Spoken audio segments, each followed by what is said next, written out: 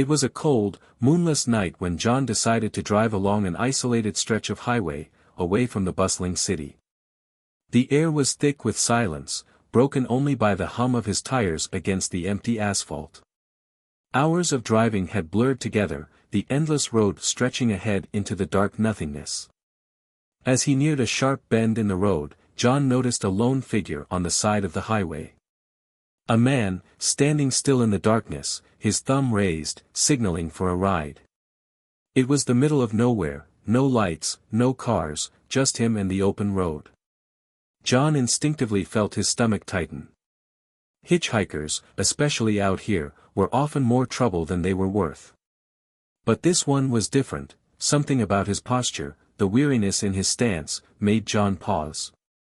John slowed the car and pulled over. The stranger approached, his footsteps slow, his face hidden beneath a hood. The man got into the passenger seat without a word, the door closing with a soft click. There was an air of unease between them, a quiet tension hanging in the air as the man buckled his seatbelt, his movements deliberate. After a long silence, John finally spoke up. "Where are you headed?" The hitchhiker turned his head slowly, his eyes dark and tired. "Just out of here," he said in a hoarse voice. "Anywhere, really."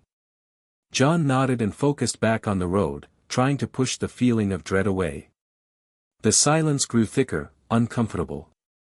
The strange feeling John had been carrying from the moment he picked the man up intensified, his senses on high alert. The air in the car felt heavier, colder, as if the darkness outside had begun to creep in.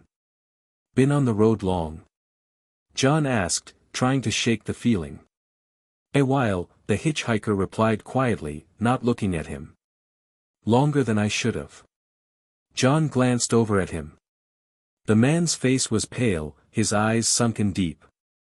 The dull streetlight flickering overhead barely illuminated his features.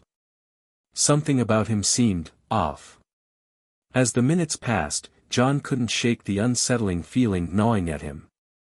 There was something in the hitchhiker's presence, an eerie stillness, that felt wrong. Finally, they reached a small diner on the side of the road. John's mind felt clouded, like he needed to stop for some reason he couldn't understand. He parked the car and turned to the hitchhiker. "Want to grab something to eat?" he asked, trying to break the silence. The hitchhiker nodded wordlessly, and they both walked inside the dimly lit diner. The place was nearly empty, save for a few truckers sitting at a booth in the back.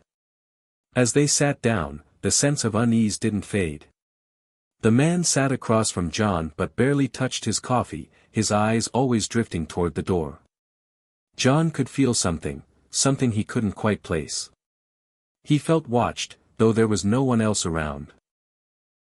He kept glancing at the front door, as if expecting something to happen. Finally, they both finished their meals in silence, and John drove the man to a nearby rest stop. As the hitchhiker stepped out of the car, John noticed a local newspaper in the window. The front page had a headline that made his heart race: "Serial Killer on the Loose."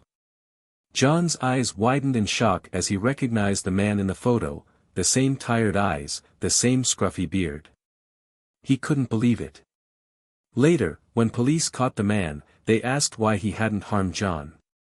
The man simply said, "I couldn't hurt someone who bought me breakfast." That simple act of kindness had saved John's life. Story 2, The Ghostly Farewell. Dave was always a man of logic, never one to believe in the supernatural. But that night, driving down a long stretch of empty highway, something unsettled him. The road ahead was dark, the only sound in the car was the soft hum of the engine, and the distant trees seemed to close in on either side. As he drove, the feeling that something wasn't right grew stronger. It wasn't just the isolation of the road, there was a presence, something faint, like he wasn't entirely alone. A strange chill filled the air, but Dave dismissed it, rationalizing that it was just the cold night. He was about to pass a familiar stretch of road when something inside him urged him to pull over. Without fully thinking, he slowed the car and guided it off the highway. The fog was dense now, swirling around his car like a thick blanket, swallowing up the road and the trees. And then he saw it. A figure standing at the edge of the road. At first, Dave thought it was just his imagination playing tricks in the fog, but as he got closer, his heart skipped a beat. It was Tom, his best friend, the one who had died in a tragic car accident just a few weeks earlier. Tom stood there in the fog, his features familiar, but there was something almost ethereal about him. Dave's breath caught in his throat. "Tom," he whispered, unsure if he was dreaming or losing his mind. Tom smiled, his expression soft and comforting. Dave couldn't speak. He just stared, his eyes filled with disbelief. I'm not ready to go yet," Dave managed to choke out, his voice trembling. Tom's gaze softened even more. "I know," he said quietly. "But it's time for me to go. I wanted to say goodbye." As quickly as Tom had appeared, he started to fade. It wasn't a sudden disappearance, but more like he was being slowly drawn away. His image grew fainter, as though the mist itself was pulling him back. Dave reached out, but his hand passed through the empty air. In that moment, he knew. Tom was gone.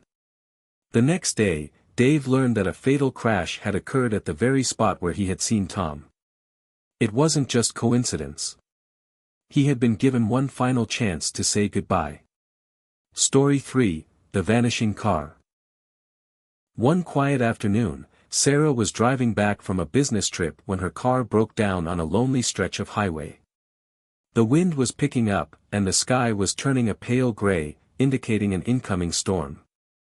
As she sat in her car, waiting for the roadside assistance, she noticed something peculiar in her rearview mirror, a car driving toward her in the distance. The car grew closer, and Sarah could see that it was a black sedan, the type of car that stood out against the emptiness of the road.